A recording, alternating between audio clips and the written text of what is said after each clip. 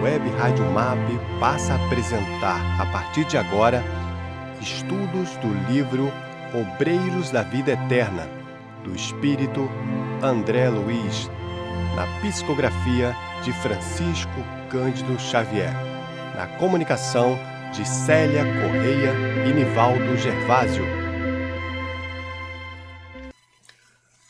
Bom dia, pessoal. Bom dia, Célia. Bom dia. Estamos mais uma terça-feira aqui para darmos continuidade ao nosso estudo desse quarto livro de André Luiz, que é o Obreiros da Vida Eterna. E estamos aqui no capítulo 18, que tem como título Desprendimento Difícil. Estamos falando sobre o quarto desencarne, porque André Luiz veio com a equipe, né? Jerônimo, André Luiz, Padre Hipólito e a enfermeira Luciana, participar de 5 ou fazer 5 desencarnes, né? Com a missão de auxiliar, né? 5 desencarnes. Evidentemente, né, Célia, que esses 5 desencarnes são espíritos comprometidos com o bem. Porque veio uma equipe especial lá do nosso lar para fazer dar essa assistência, né? E nós vimos o primeiro, que foi o Dimas, que era um médium espírita, vimos o Fábio, vimos a Albina, que recebeu uma moratória, né? E vimos o motivo pelo qual ela recebeu essa moratória, né? Que era uma situação em que ia influir no nascimento e que traria um conforto, né? Um bem coletivo, né? Como a gente sempre estudou e fala que o espiritismo não tem particularidades, né? Sempre todas as decisões são visando o coletivo. E estamos agora vendo o desencarne de Cavalcante, que tem como esse título, né, Desprendimento Difícil, porque Cavalcante é um católico fervoroso e traz com ele alguns conceitos, né, que a Igreja Católica nos coloca do céu, do inferno, do purgatório, das penas. Então, Cavalcante tinha um entendimento de que tinha errado muito, principalmente com relação à sua separação, a separação da esposa, que ela, na verdade, tomou a iniciativa de abandoná-lo e ir viver com uma outra pessoa. Inicialmente ele a condenou, mas depois ele trouxe para si essa responsabilidade, porque ele era um homem ligado à fé e participava muito dos eventos da igreja, a ponto da esposa ter dito para ele, né, que ele levasse a cama dele já direto lá para a igreja, ficasse morando lá, né? Então, a partir daí, ele começou a assumir uma responsabilidade, uma culpa pela separação, e isso trouxe para ele um sofrimento muito grande, ao ponto de, nesse momento em que ele está com esse câncer já generalizado, uma metástase, ele ainda está preso na carne, com medo do momento da morte, porque ele achava que ia para o inferno. É esse quadro que nós estamos estudando aqui. Embora a equipe que está lá para auxiliá-lo, que é o Jerônimo e o André Luiz, porque o Padre Hipólito e a Luciana estão na casa transitória, atendendo aos já desencarnados, né, o Fábio e ao Dimas, né? Estarem cientes de que ele vai ter um grande louvor a hora que ele desencarnar, porque ele foi um cumpridor dos seus deveres aqui na Terra. Mas ele não sabe disso. Ele está trazendo ainda na mente dele essa preocupação do desencarne de ir para o inferno. E aí a gente percebe esse sentimento de culpa, o quão grave ele é, o quão mal ele nos faz. Perfeitamente. Né? A culpa fizemos, está feito. Vamos lamentar. Não vamos fazer mais. Vamos ressignificar, vamos trabalhar essa culpa. Não é? Né? Agora, levar ela, errou, acabou. Aí a gente vamos pensar na condição de católico que ele era, porque errou, vai para o inferno. E aí ele isso só agrava essa culpa. Mas culpa é um sentimento que nós precisamos trabalhar para exterminar em cada um de nós. Não podemos. Culpa, remorso, temos que... E a solução que é dada, então, Célia, ele no leito de morte, agarrado ao corpo físico ainda, a solução que a equipe espiritual dá é trazer, então, ao espírito da ex-esposa do Cavalcante, abrir a visão espiritual do Cavalcante para que ele possa, então, vê-la e se desculpar com ela. Mas ela também não está bem. Ela também não está bem, pelo contrário, né? Porque ela tem lá as suas culpas, ela também tem lá os seus agravantes, né? Então ela é a oportunidade que é dada ao Cavalcante. Então para é feito esse encontro para que ela então eles se desculpem. E aí, a partir daí, né, Célia, o Cavalcante possa ficar liberado para desencarnar. E é nesse ponto que nós estamos aqui no estudo. Né? Nós paramos exatamente aí. Então, quem estiver chegando pela primeira vez, agora é essa questão que nós estamos aqui abordando, que o livro está trazendo para nós. E nós estamos exatamente, Célia, quando o Cavalcante diz, né, veja, doutor, veja, minha esposa chegou, né? Porque ele encontra com ela.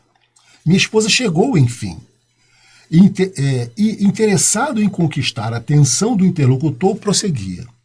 Estou contente, conformado, mas minha pobre bela parece enferma, abatida. Ajude-a, por amor de Deus.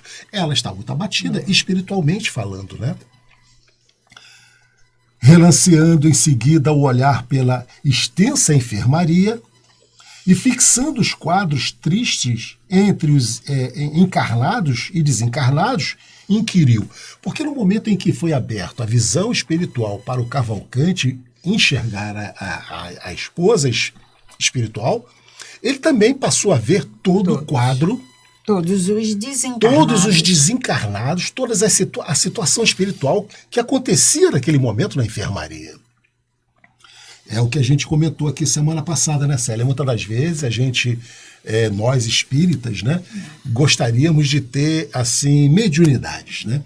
A mediunidade da escrita, da fala, da visão, mas a gente esquece que essa mediunidade, ela vai nos trazer momentos, situações agradáveis. Bônus e ônus. E ônus, né? Então a visão espiritual, aquele que deseja ter a visão espiritual, ou aquele que tem, ele vai ver coisas belas, com certeza, mas também vai ver coisas que muitas das vezes não vai trazer assim uma simpatia, um agrado muito grande para nós. É o que acontece agora com o Cavalcante, né? Relanceando em seguida o olhar pela extensa enfermaria e fixando os quadros tristes entre os encarnados e desencarnados, inquiriu: por que motivo tantos loucos foram internados aqui? Olhem aquele, parece sufocar o infeliz. Quer dizer, havia um espírito sufocando aquele que estava ali acamado no leito encarnado. Indicava particularidade dolorosa em que certa entidade assediava pobre doente atacado de asma cardíaca. Então aquela asma cardíaca estava sendo agravada por um espírito que estava a sufocar-lhes. O médico, no entanto, contemplou compadecido e disse à servente: é o delírio precedendo o fim. O médico achava que o Cavalcante estava delirando, né? Mas, na verdade, ele estava enxergando mesmo. Entremente, Jerônimo recomendou a Bonifácio retirasse a sombria figura da ex-consorte de Cavalcante, acentuando. Então, sombria figura, ela estava num estado bem depauperado. a ex-esposa do Cavalcante. Né? Não nos convém, doravante, a permanência de semelhante criatura.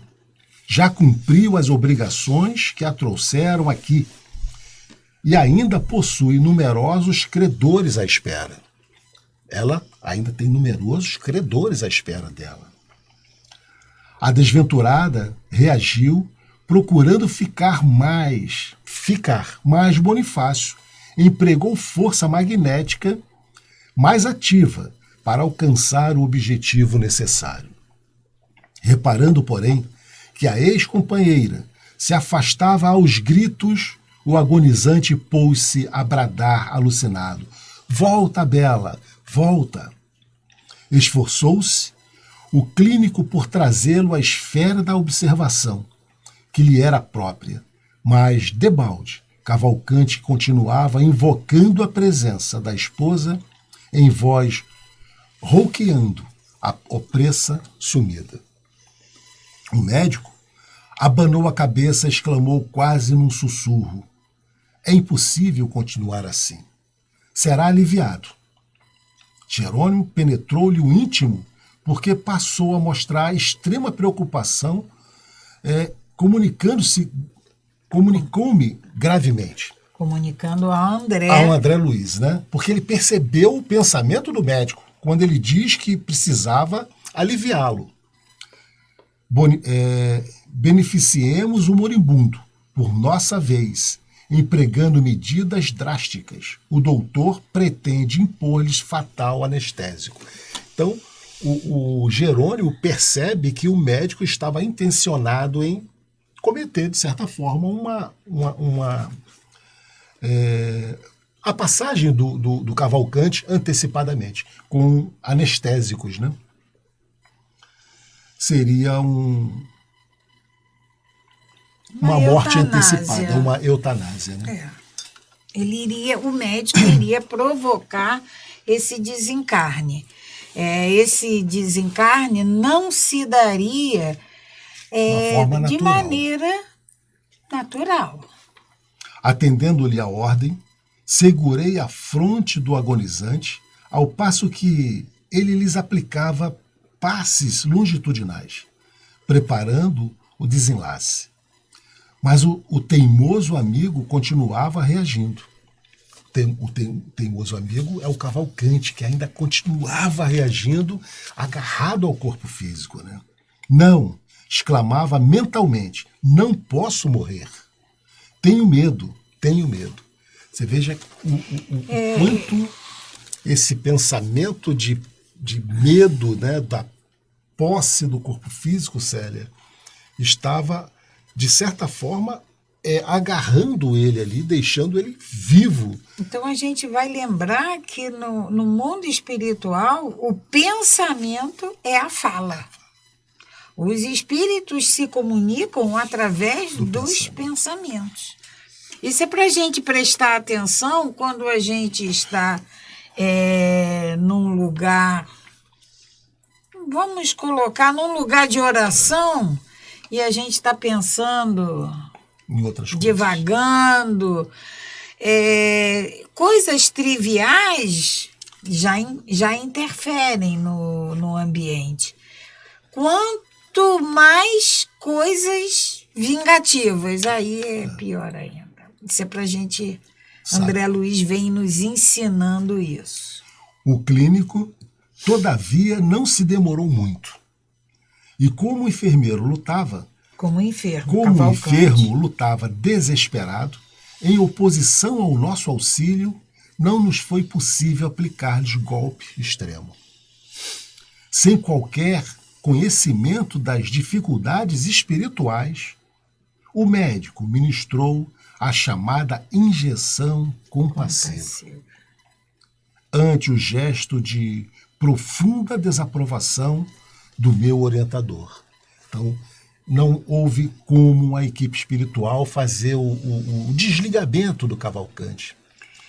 Ele ainda agarrado na carne, não houve chance. A gente não pode, a gente tem que ter essa consciência, Nivaldo. A gente não pode determinar, agora acabou. Não.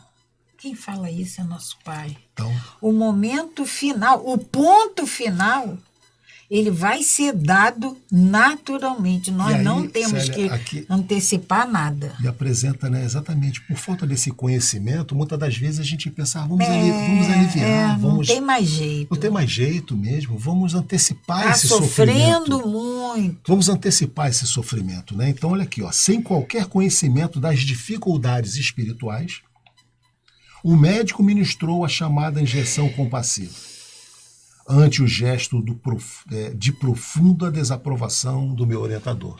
Quer dizer, a equipe espiritual desaprovou completamente aquela antecipação da morte. Em poucos instantes, o moribundo calou-se.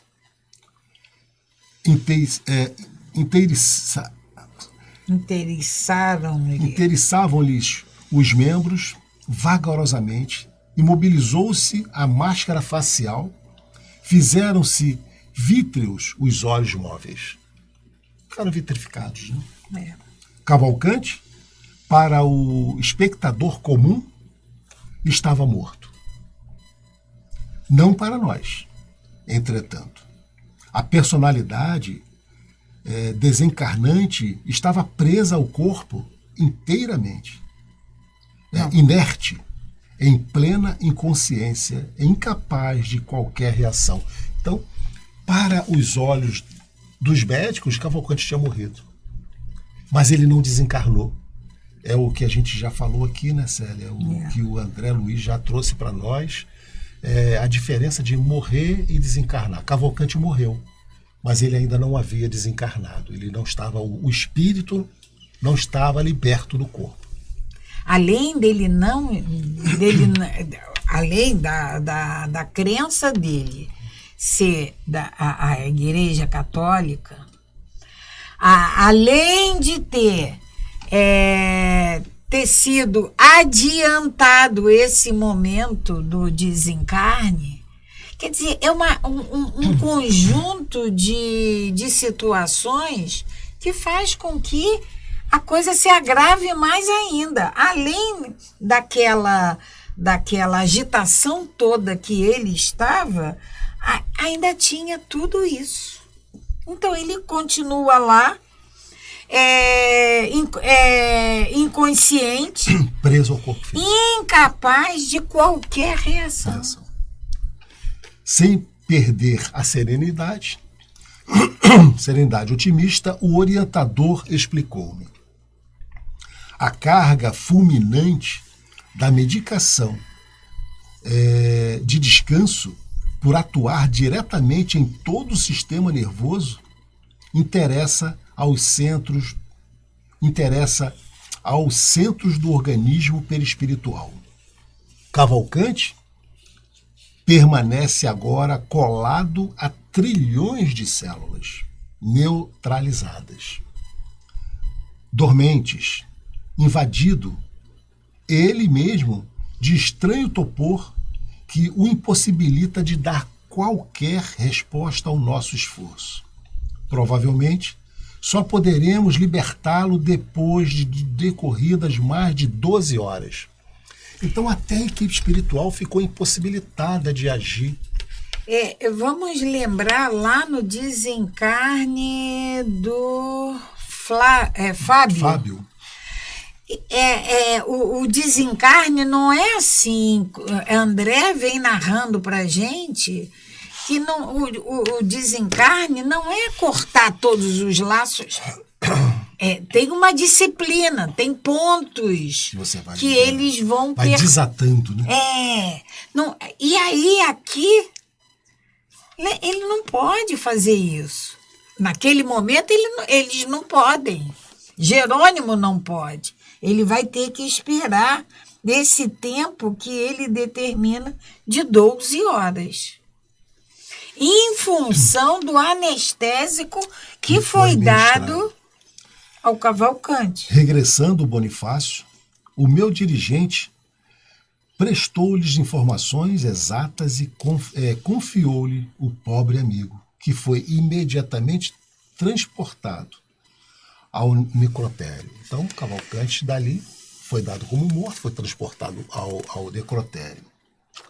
mas não estava desencarnado ainda. Né? E conforme a primeira suposição de Jerônimo, somente nos foi possível a liberação do recém-desencarnado quando já haviam transcorrido 24 horas, após o serviço muito laborioso para nós. Ainda assim, Cavalcante não se retirou em condições favoráveis e animadoras. O apático, sonolento, desmemoriado, foi por nós conduzido ao asilo de Fabiano, demonstrando necessitar maiores cuidados. Então, só 24 horas depois. 20 horas depois de ministrado a injeção que os médicos deram, é que ele pôde ser retirado do corpo e levado, então, à casa transitória, né, mas nesse estado, né, apático, sonolento, desmemoriado. Ele ainda no leito hospitalar, ele já estava desequilibrado. Apressando essa passagem, essa saída do corpo físico, aí... Então, a demora para que ele, Célia, venha a se recuperar, né, no plano espiritual vai ser maior. Vai ser maior. Você falou no Fábio, né? O Fábio que teve o desencarne mais fácil, mais suave até agora, dos que nós já vimos. O Dimas, né? Só comparando o Dimas, ele só foi... também foi suave, né? Mas ela estava com... mas a Albina, ela teve a moratória, né? Ela não desencarnou. Mas ela não estava... Ela não relutou para desencarnar. Ela estava aceitando. Mas a gente lembra do Dimas. O Dimas, ele o cordão prateado só foi desligado momentos antes do sepultamento efetivamente. E o Fábio já foi logo de imediato. Porque ele estava totalmente equilibrado. Né? Dos 5, até agora, o Cavalcante é o quarto. O mais suave, né? Foi o Fábio. E o mais difícil. E a gente encerra, então, o capítulo 18, Célia, e agora nós vamos ao capítulo 19, A Serva Fiel. É o título do capítulo.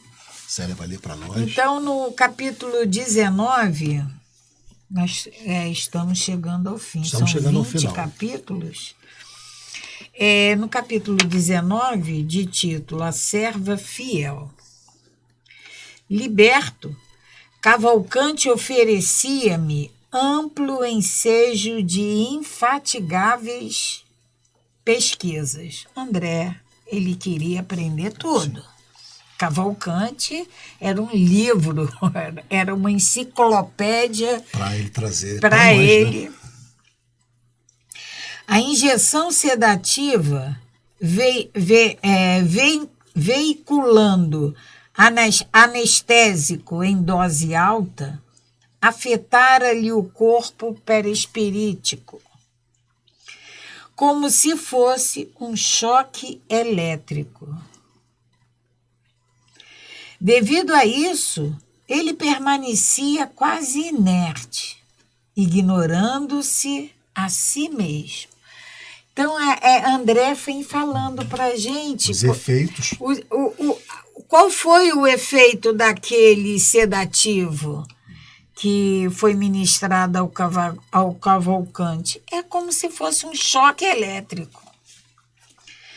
Inquirido por mim, vezes diversas, não sabia concatenar raciocínios para responder às questões mais rudimentares, alusivas à própria identidade pessoal. Ele ainda estava totalmente fora, né, do ar. André falava com ele, mas inquirido por mim, ele não conseguia ainda. Cavalcante ainda não conseguia trocar com André. Notando o meu interesse a respeito do assunto, Jerônimo, após ministrar-lhe os primeiros socorros magnéticos na casa transitória, prestou-me os seguintes esclarecimentos. Aí Cavalcante já estava na casa transitória. Qualquer droga no campo infinitesimal dos núcleos celulares se faz sentir pelas propriedades elétricas específicas. Qualquer droga. Jerônimo vem dizendo que qualquer droga não precisa... No campo infinitesimal. Não precisa ser na hora do desencarne, não. Não precisa. Não vamos pensar que é só naquele momento. A gente se droga a todo momento. Combinar aplicações químicas com as verdadeiras necessidades fisiológicas constituirá efetivamente o escopo da medicina no porvir. Combinar aplicações químicas com as verdadeiras necessidades fisiológicas, as verdadeiras necessidades. Medicamento, Célia, a gente sabe que é necessário, mas na dose certa. Uma dose certa. Né? E a gente exagera, né?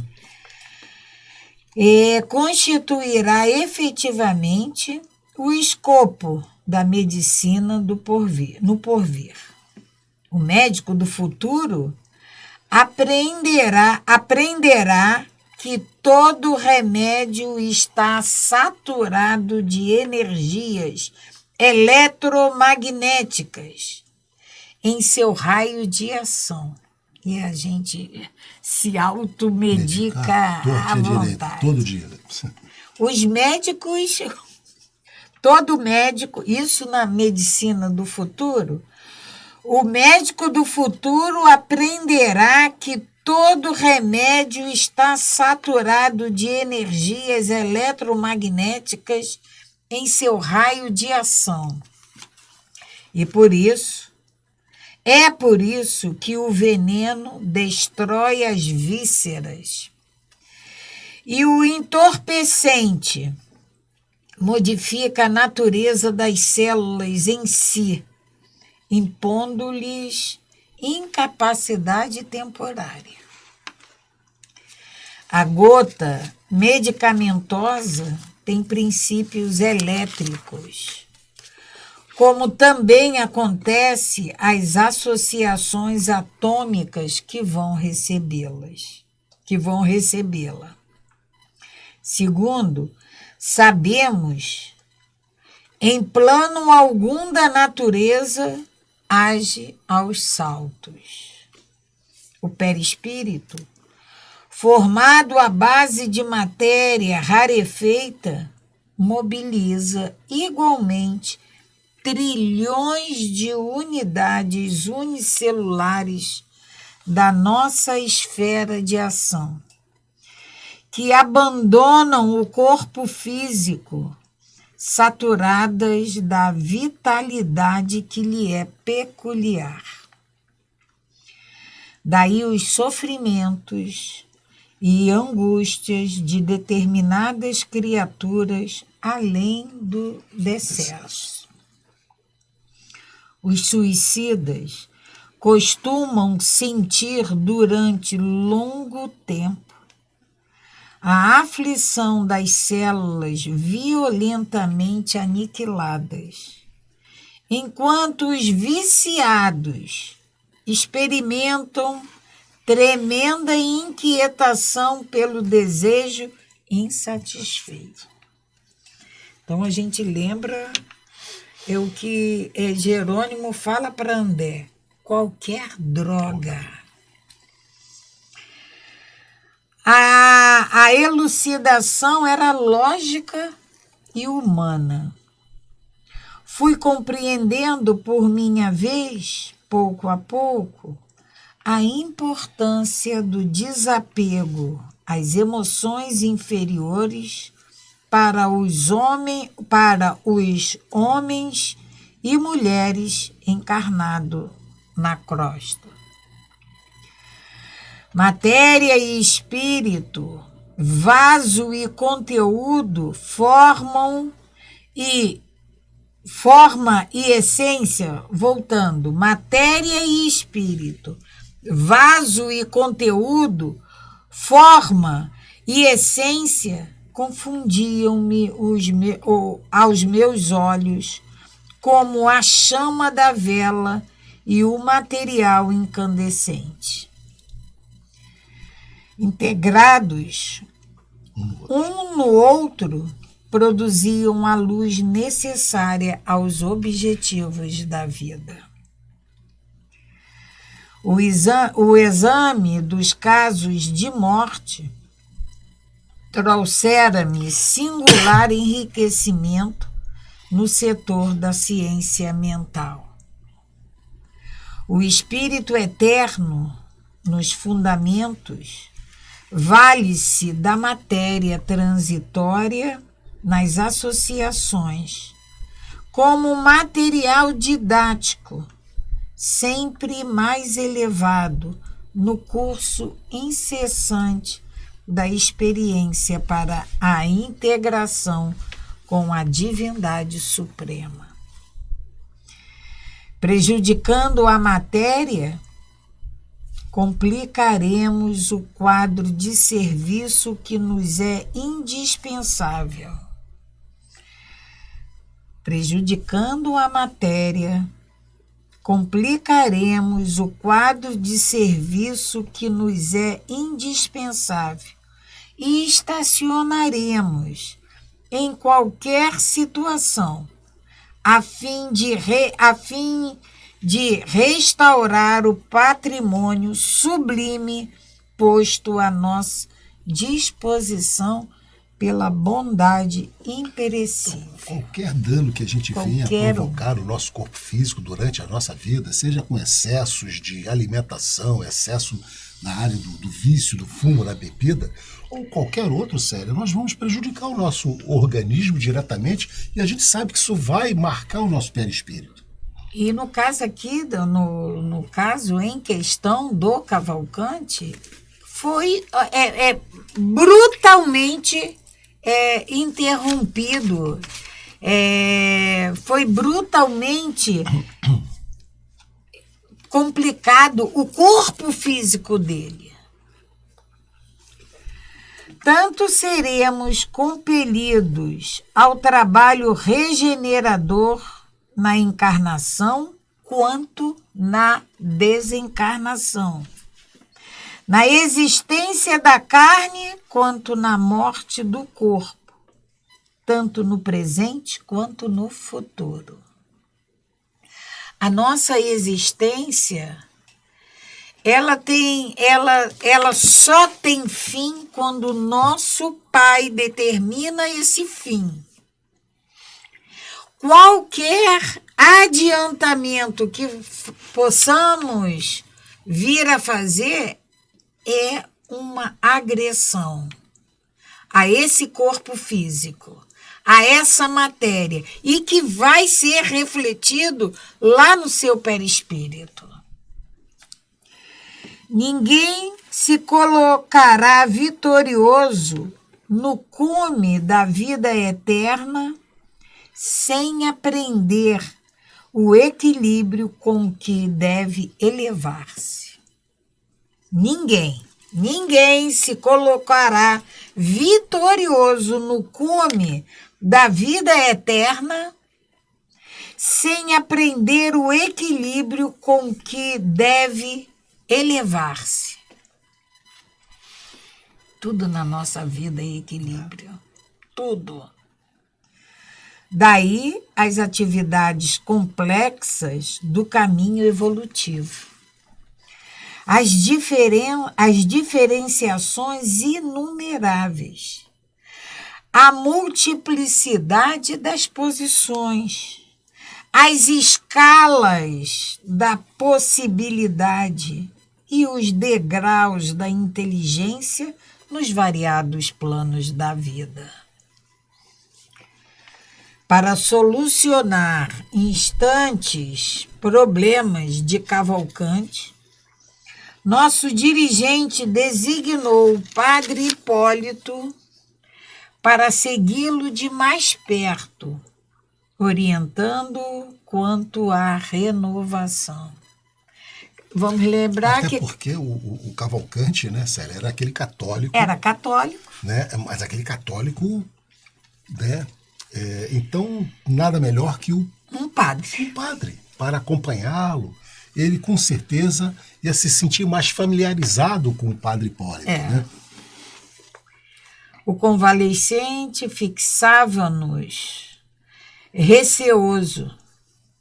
Ele, Cavalcante ficava olhando para eles com receio, crendo-se vítima de pesadelo em um hospital diferente. Então, até quebrar. Porque morreu, segundo o católico, né? E aonde que ele estava ali? Né? Ele estava pensando, ele estava no hospital. Quem são essas pessoas que estão aqui? Né? Declarava-se interessado em combinar. Continuar. Declarava-se interessado em continuar no corpo terrestre. Chamava a esposa insistentemente. Repetia descrições do passado com admirável expressão emotiva. Isso aqui mostra para a gente, Nivaldo, que a nossa individualidade, o que nós somos, segue conosco. Nós vamos continuar a ser. O que ele fazia naqueles momentos lá anterior, quando ele estava com a esposa, ele continua fazendo agora. Porque o espírito é o mesmo. Ele ainda não tinha se conscientizado, Célia, da morte, da passagem, né, da perda do corpo físico. Até porque morreu, acabou e ele continuava vivo. Como é que se dá isso? Por mais de uma vez repeliu Jerônimo com severa argumentação. Ao lado de Hipólito, porém, aquietava-se, humilde. Era um padre, né? Influíam nele o respeito e a confiança que se habituara a consagrar aos sacerdotes. Nosso companheiro possuía sobre o recém-liberto importante ascendente espiritual. Poderia beneficiá-lo com mais facilidade e com menos tempo. Apesar disso, contudo, nosso assistente ministrava-lhe com regularidade recursos magnéticos, erguendo-lhe o padrão de saúde espiritual. O desencarnado ia despertando com extremo vagar, demorando-se longo tempo a repousar-se em si mesmo. Era, todavia, impressionantes seus colóquios com o irmão Hipólito, nos quais crivava o ex-sacerdote de intempestivas interrogações. Imagino que ele não perguntava, né, para o padre Hipólito, o que ele estava fazendo ali, né? À medida que as suas condições mentais melhoravam, apertava o cerco. Queria saber onde se localizavam o céu e o inferno. As bases que ele aprendeu na vida toda, né? Pedia notícias dos santos, pretendendo visitar aqueles a quem consagrava mais entranhada devotação. Rogava explicações referentes ao limbo. Reclamava o encontro com parentes que o haviam precedido no túmulo. E aqui a gente abre um parênteses, né, Célia? Nós temos essa ideia de que vamos encontrar com os nossos parentes se nós tivermos nas mesmas vibrações que eles, estivermos na mesma sintonia, nas mesmas colônias espirituais. É como aqui na Terra. Se eu estiver morando no Rio, o outro estiver morando em outro estado, a gente não vai se encontrar e nem com muita facilidade, talvez nem se encontre, né? Solicitava elucidações sobre o valor dos sacramentos da Igreja Católica. Comentava a natureza dos diversos dogmas. Até que, certo dia, chegou ao despautério de perguntar se não lhe seria possível obter uma audiência com Deus na corte celeste. Hipólito precisava mobilizar infinita boa vontade para tratar com respeito e proveito tamanha boa fé. Porque o Cavalcante fazia isso tudo, Célia, de boa fé. De boa. Claro, foi isso que ele aprendeu. Foi isso que ele aprendeu. E ele fazia com muita presteza. Não é? É diferente. A gente sabe, a doutrina espírita nos diz que nós vamos chegar ao mundo espiritual primeiro que a vida continua. Exato. Coisa que Cavalcante não sabia. Depois que nós vamos chegar ao mundo espiritual exatamente como somos aqui. Então, chegar lá e a gente querer marcar uma audiência com Deus. Quando ele nem conseguia rever os parentes que já haviam desencarnado. Né? A irmã Zenóbia, lembramos dela? Não esquecemos não, né? A irmã Zenóbia ainda dirigia a casa transitória. De Fabiano, né? A casa transitória de Fabiano. Né? A irmã Zenóbia vinha frequentemente assistir ao curso dos surpreendentes diálogos. E de uma feita, quando nos achávamos juntos, a pequena distância do enfermo, comentou risonha: nossa antiga igreja romana, tão venerável pelas tradições de cultura e serviço ao progresso humano, é, de fato, na atualidade, grande especialista em crianças espirituais. Isso aí, crianças espirituais, né, Célia, são seres que desencarnam sem nenhum conhecimento verdadeiro do que é o mundo espiritual. Examinando as dificuldades naturais do serviço de esclarecimento, Jerônimo recomendou a Hipólito e Luciana dispensarem ao recém-liberto os recursos possíveis, em virtude da escassez de tempo. 25 dias havia transcorrido sobre o início da tarefa. Jerônimo fala, precisamos regressar. Você lembra que eles vieram com a missão, Célia, para ser executada em 30 dias? 30 dias. Esses 5 desencarnes é em 30 dias. E já haviam se passado 25 dias. E ainda estava faltando um desencarne da Adelaide. E o da Albina, que teve uma moratória. Precisamos regressar, informou o assistente. Precisamos regressar logo se verifique a vinda de Adelaide. Adelaide é a última. É o desencarne de Adelaide. Que não se demorará nessa fundação mais de um dia.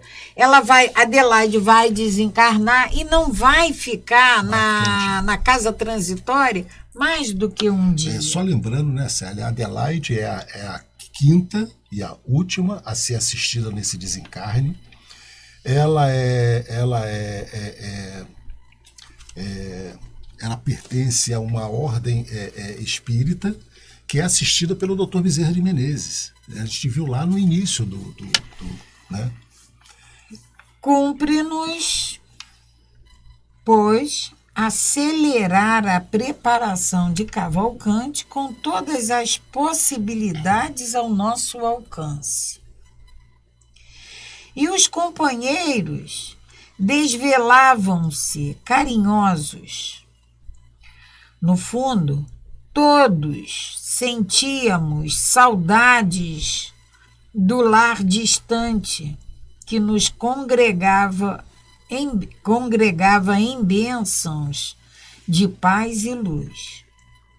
O próprio Fábio, equilibrado e bem disposto, colaborava com a solução do assunto, suspirando pela penetração nos santuários de mais alto. Atendendo à divisão dos serviços, Jerônimo e eu continuamos em ação no Instituto Evangélico, onde a serva leal de Jesus receberia a carta libertatória. Adelaide, porém, parecia não depender de algemas físicas.